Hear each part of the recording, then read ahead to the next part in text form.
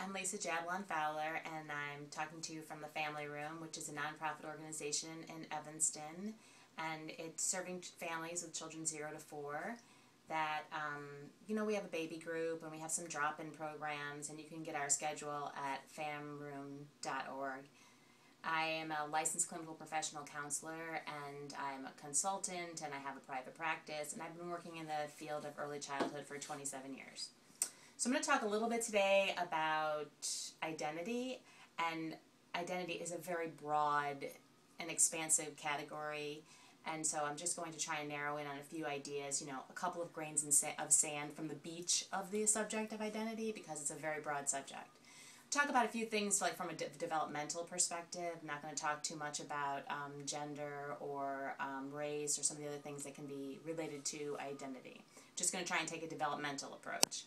So in the beginning of development, from children up to the age of 18 months old, they're sort of co-regulating with their parents, and they don't have they're kind of symbiotic. They don't have much of a sense of an individual self.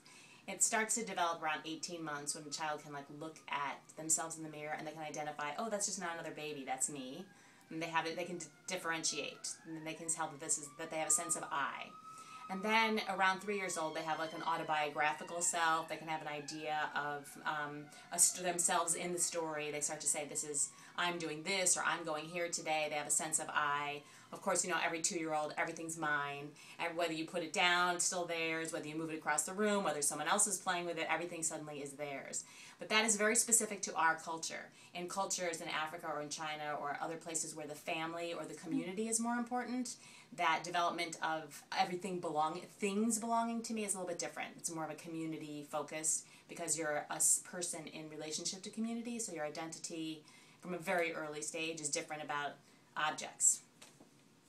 So you have this autobiographical self, and then you start to feel very confident about yourself when you're like a preschool toddler. You get to be about 5 years old, and then you want to encourage that confidence. It seems like a little grandiosity. Children. This is when the Superman capes come out. With 4-year-olds, and they feel very clear about I'm all these things. But it's a very creative thing, and so that should be encouraged, not discouraged, because that's something that they're really trying to develop. And they can make that's a great time to tell stories about culture and a great time to tell stories about family and ancestors, because they're building that sense of themselves in relationship to others in community and their roles. And then, I guess, school agers from the age of 6 to 10, then they start to have a little bit of a peer culture that has shrunk considerably over the last several decades. Certainly not this last generation, but the generation before. Children had a lot more autonomy, and they had more of a peer culture.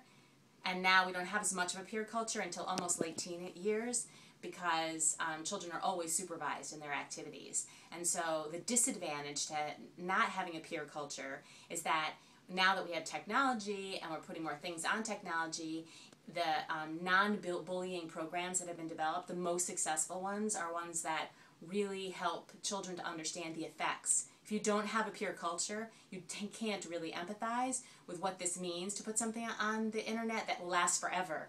When we had a peer culture and we didn't have the internet, then things did kind of fade away, rumors faded away, gossip faded away. You kind of reinvent yourself, because identity is always changing throughout the life cycle. So we're organic, it's always developing. We're always adding things and taking things away as we get different roles.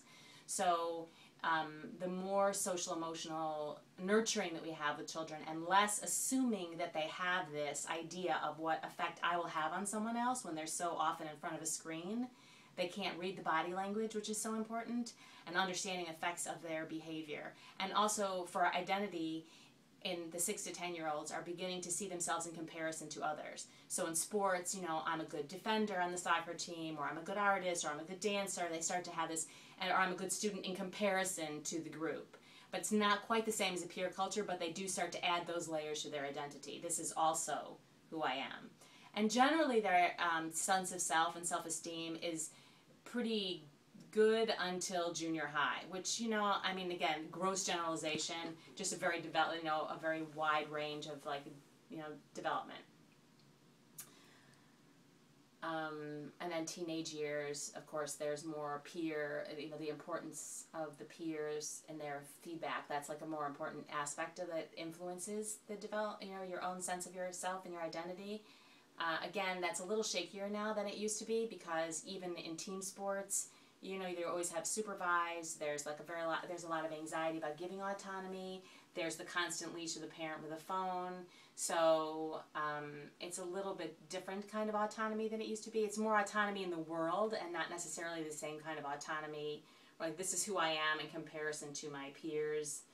There's a little bit of that, but it's still very influenced by the adults and the coaches and teachers, and there's probably still more of that influence in that age than maybe used to be the case when we relied a little bit more on our peers for that. There's a little bit more dependence on adults for that still, for that feedback.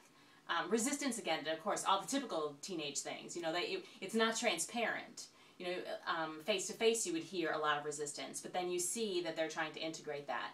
And without having as much, we're so autonomous in our culture and we want so much individuality, or that's such an important thing right now, or it's such an important thing as part of our culture, that we miss sometimes the cultural piece that's so necessary in establishing your sense of identity.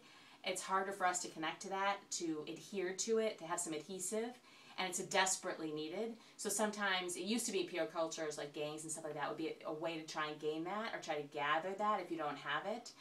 Not necessarily a positive way. So we're looking for it and rejecting it at the same time as teenagers. We need still parents to do that for us, but we're also rejecting it because the culture says you should be independent and autonomous. You shouldn't be relying on others for this.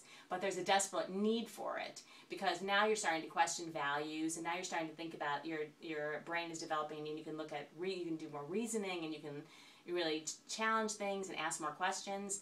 So in cultures where the ancestors are very important and where the community and the family is very important, while there are a lot of pressures associated with that, it's not as, the ground is more stable in a situation like that. And in this culture, we're having to always try to find a way to help children have that grounding to stand on, and not just feel that it's in the interwave, I'm in the internet, I'm in this like cyber connected place and not really a human connected place.